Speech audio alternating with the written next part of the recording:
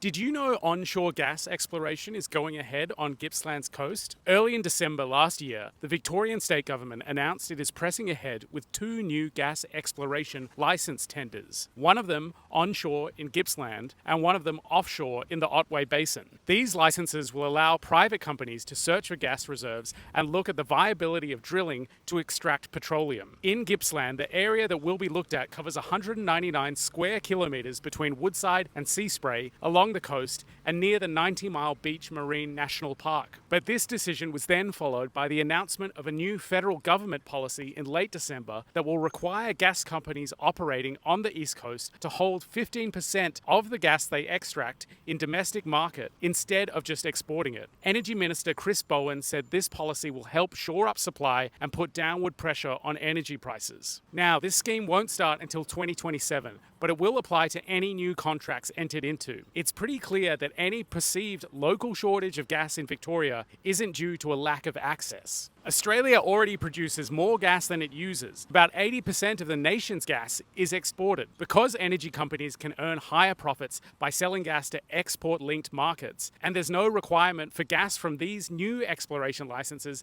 to stay in Victoria either. Once it's in the network, it goes to whoever pays more. Usually, that's export markets or domestic buyers who can pay export-level prices. Josh Runciman, a lead analyst for Australian gas at the Institute for Energy Economics and Finance Analysis, spoke to one of my colleagues about this. Once it's in the gas grid, really it then depends on who purchases it. So we do see at times gas flow in from the southern states up to Queensland, and some of that gas probably is exported. With the way the gas market currently works, local prices are tied to international markets. So adding new supply by drilling more doesn't really equal more local supply. And it also definitely doesn't mean lower power bills. Now, the Albanese government wants to cut emissions by between 62 and 70% by 2035. We'll still need some gas while the renewables grid builds out, but independent experts say adding more fossil fuels makes those targets harder to reach, not easier. So we often hear that gas is crucial for pushing coal out of electricity systems, but when we look at the national electricity market in Eastern Australia, what we actually see is that the share of both gas and coal have fallen at the same time, and that's because renewables are picking up a lot of the load. The idea that we need gas in order to meet our climate targets, I think, is